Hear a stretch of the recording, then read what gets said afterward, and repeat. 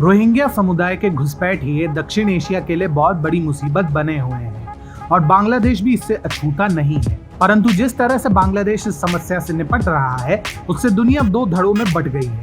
एक वो जो बांग्लादेश के कार्यशैली के पक्ष में है और एक वो जो इसके पक्ष में नहीं है। गौरतलब है कि कोरोना वायरस महामारी के कारण रोहिंग्या दुनिया भर में चिंता का विषय बन गए हैं। बांग्लादेश ने भी इसी कारण से इन्हें एक ऐसे द्वीप पर भेजने का काम शुरू कर दिया है जो बाढ़ से काफी प्रभावित है।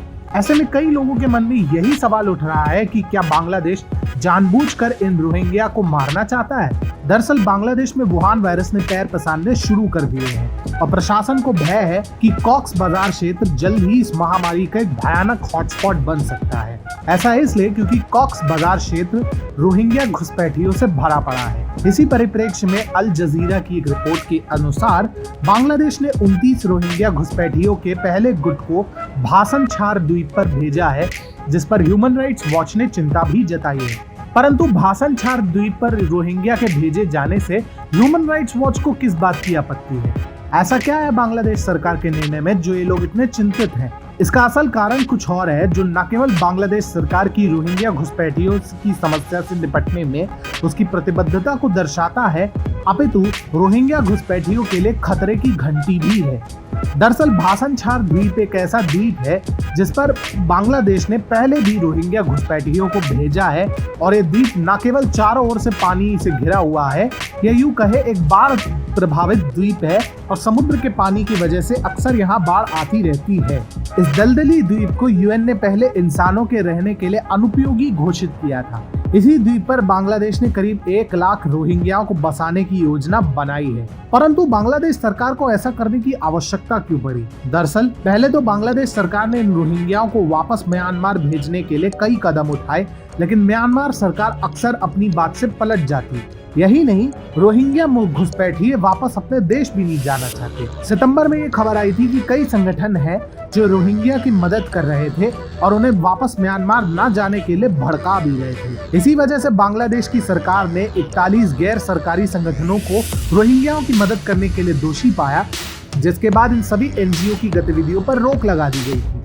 कई जगहों से रोहिंग्या घुसपैठियों द्वारा बांग्लादेशी नागरिकों को जान से मारने की खबरें भी सामने आ रही थी। इसके अलावा रोहिंग्या कई संदिग्ध गतिविधियों में भी लिप्त पाए गए थे जो बांग्लादेश की सुरक्षा के लिहाज से खतरनाक माना जाता था। इसीलिए बांग्लादेश की सरकार ने सितंबर 2019 में ही 1 लाख रोहिंग्याओं को म्यांमार के पास स्थित एक टापू पर भेजने का तैयारी किया।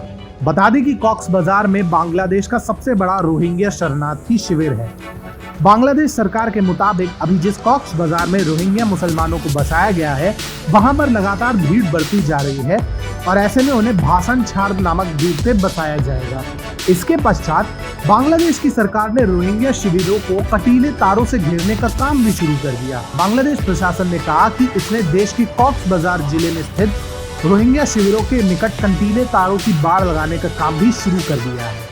गृह मंत्री असदुज्जमान खान ने 26 सितंबर को ढाका में संवाददाताओं से कहा था कि शिविरों में कानून व्यवस्था लागू करने और सुरक्षा सुनिश्चित करने के उद्देश्य से प्रधानमंत्री के निर्देश पर शिविरों के चारों ओर बहुत जल्द कंटीली तार लगा दिए जाएंगे। परंतु एएफपी को हाल ही में दिए गए बयान से कार्यकारी अधिकारी तन्मय दास ने बांग्लादेशी अधिकारियों की मुसीबत बढ़ा दी है। उनके अनुसार जो रोहिंग्या घुसपैठियों का बैच इस द्वीप पर भेजा गया है वह पहला बैच है, जबकि एक अन्य रिपोर्ट के मुताबिक वहां कई घुसपैठियों को नवंबर तक स्थानांतरित कराने की व्यवस्था करने की बात कही गई थी।